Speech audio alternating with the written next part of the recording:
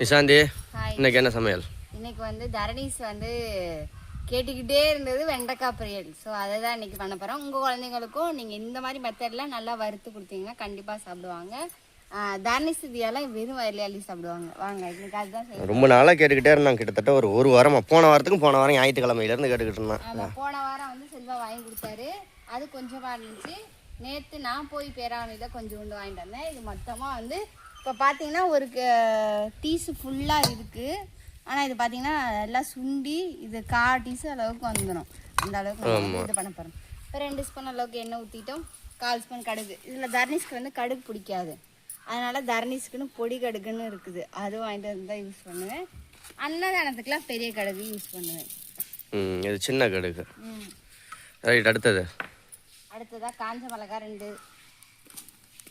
கடுகு நல்லா வெடிச்சிருச்சு. காஞ்ச மிளகா 2 சேர்த்துக்கலாம்.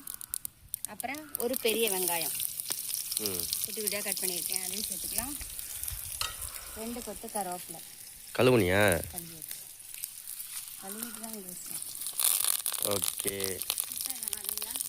வெங்காயம் லைட்டாக வதங்கட்டும். அது வரைக்கும் நம்ம யாருக்கெல்லாம் வெண்டைக்காய் பிடிக்கும்னு சொல்லுங்கள். ரொம்ப நாளாக கேட்குறேன். எதுக்காகன்னா பிடிக்காது, வள வள வளன்னு பிடிக்கும். அதுக்கு என்ன செய்யணும்னா லேசாக தயிர் ஊற்றிக்கிட்டின்னு வச்சுக்க. தயிர் இல்லை மோர் ஊற்றுனீங்கன்னா வெண்டைக்காய் வதக்கையில் அந்த வளவலன்னு இருக்காது. எப்படி இருக்கும்னா மொறுன்னு இருக்கும். எண்ணெயில் போட்டு நல்லா வறுத்துட்டாலே மொறுன்னு ஆயிரும். இதில் நீ மோரில் தயிர் எல்லாம் போடணும்னு அவசியம். எனக்கு வந்து வெண்டைக்காய் குழம்பு வச்சாலும் பிடிக்கும், வெண்டைக்காய் புளிக்குழம்பு வச்சாலும் பிடிக்கும், வெண்டைக்காய் சாம்பார் வச்சாலும் பிடிக்கும், வெண்டைக்காய் சும்மா கொடுத்தாலுமே வறுத்து சாப்பிடுவோம். அந்த மாதிரி ஒரு மாதிரி நொல்லுன்னு இருக்கும். தர்னிஷ் எதுக்காக இது செய்ய சொன்னாருன்னா படிப்பு நல்லா வரும், மூளை வளரும் அப்படின்ட்டு. நான் சாப்பிட்டா நல்லது, நல்லா படிப்பு மெமரிலாம் இதாகும் அப்படின்றக்காக வெண்டைக்காய் சாப்பிட்றேன் அப்படின்னு அவனா கேட்டிருக்கான். சரி, அவனா கேட்கல. வெண்டைக்காயை விட தூதுவளை கீரை வாங்கி ஆக்கி கொடுக்கணும். தூதுவளை வல்லாரைக்கீரை, சாரி தூதுவளைங்கிறேன்.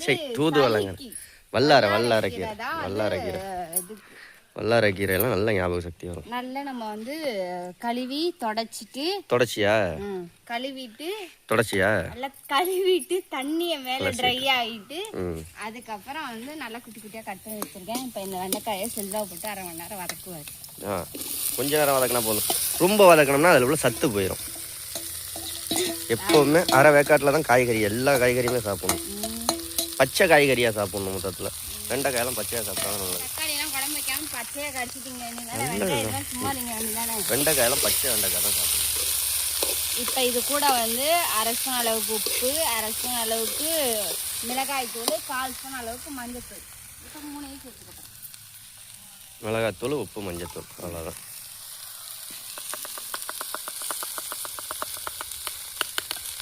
சூப்பர். மதிய சாப்பாட்டுக்கு இதுதான் தொட்டுக்கை. விரலுக்கு இதுதான் தொட்டுக்கை. ஆமாம், சாப்பாடு செஞ்சாச்சு வீட்டுக்குள்ளேயே. சரி, வறுத்துட்டு பார்ப்போமா? ஃபுல்லாக வதக்கணுமா?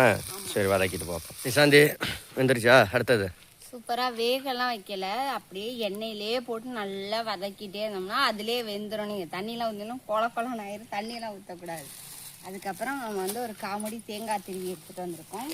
தேங்காய் துருவலை வந்து நம்ம போட்டுருவோம். அட்டகாசமாக வந்துருச்சு. அவ்வளோதான். நம்ம தேங்காய் போட்டு ஒரு 2 நிமிஷம் திருவிட்டோம்னா சூப்பரான வெண்டைக்காய் பொரியல் சூப்பராக ரெடி ஆகிடும். ஓகே, கமெண்ட் பண்ணுங்கள் அடுத்த என்ன ரெசிபி பண்ணலான்னு. சேனலை சப்ஸ்கிரைப் பண்ணுங்கள். பாய்.